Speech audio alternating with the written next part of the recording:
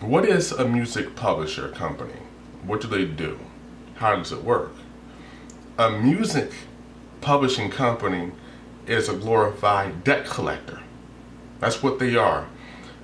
The artists and their label, they hire the publishing company to collect outstanding debt for said artist and label when it pertains to the royalties being collected for reproduction of said music.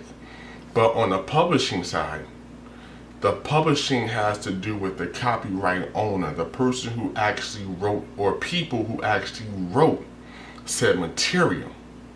Every time a song is sung in a commercial form or fashion, the copyright owner, which is the songwriter, is supposed to be paid like 9 cents per spin, per time it is actually sung, whether it's the radio, whether it's on movies, if it's on TV, if it's in sporting events, however it's used commercially. They are supposed to get paid 9 cents per every time it's actually sung and played and reproduced. The copyright owner gets 9 cents. So the publishing company, it gets also equal amount of royalty for collecting the debt on said song or album or whatever, a composition. They're supposed to get paid their percentage also.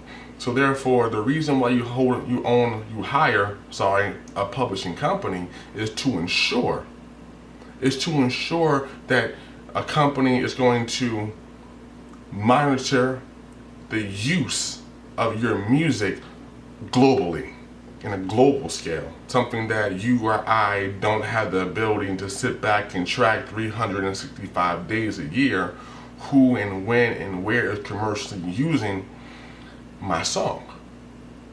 So the publishing company owns 50%. They are paid an aspect of royalty. You still get your songwriter's royalty in full.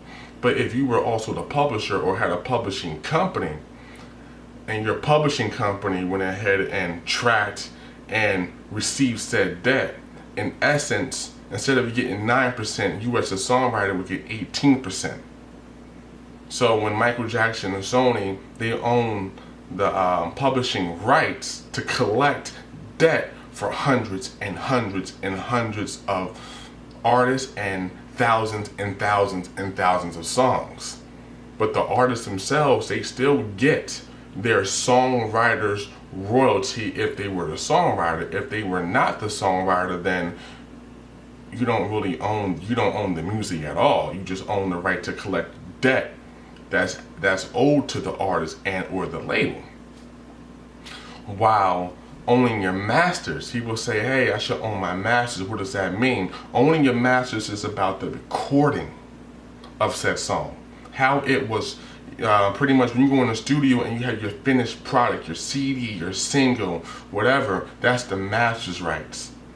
That means every time it's reproduced meaning every time it's sold, it's a licensing fee, not a licensing fee for that, but whoever owns the masters is able to collect the royalties for the actual recording rights of said song to have it reproduced.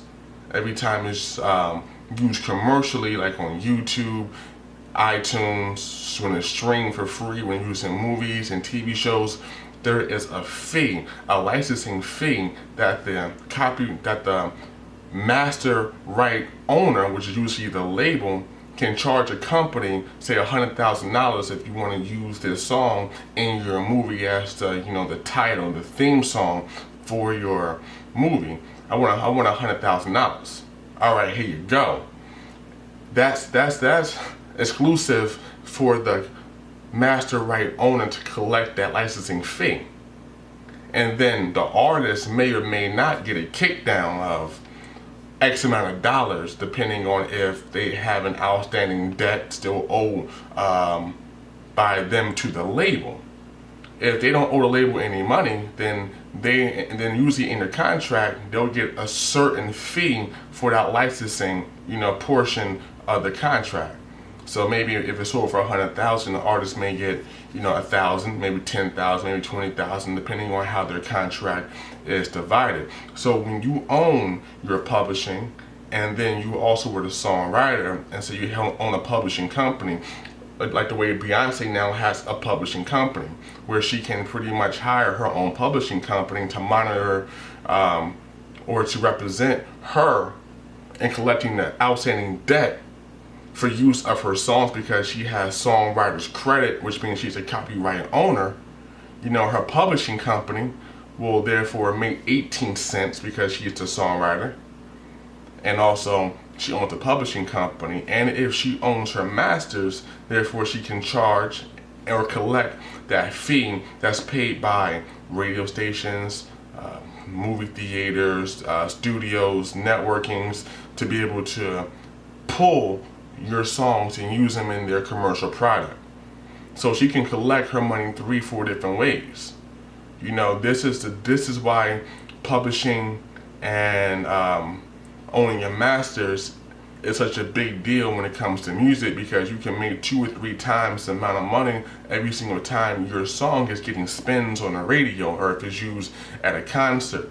If I go to sometimes I go to concerts and an artist may cover another artist's song. You see it on the radio, or you see it on YouTube all the time. Justin Bieber, who else has done it lately? I saw Justin Bieber do it. I've seen this random artist will sing another artist's song at a concert. Well, that reproduction of said song, that goes to the publishing rights. That pertains to the songwriter will get a piece of that royalty. They're going to bill that artist for using their song, singing their song. Now, if said artist were to just play the original recording, that's master rights, and that's also publishing rights. The master rights will go to the label or the master right company that owns the masters of said material, will collect their royalty, and then the songwriter or the publishing company will then go after that artist to collect their royalty for them singing the lyrics or reproducing the lyrics at their event. So it's kind of like synonymous with one another, but there is a huge difference of which one means what. But because you are a publishing company and you have publishing rights, you don't actually own nothing. You don't own rights to the song. You just own the right to collect that debt. And the songwriter is also going to get their piece of that debt for the reproduction of their composition, which is the lyrical content of said song. Yeah, it's confusing, isn't it? I know. I'm tired. I'm parched. Need some water.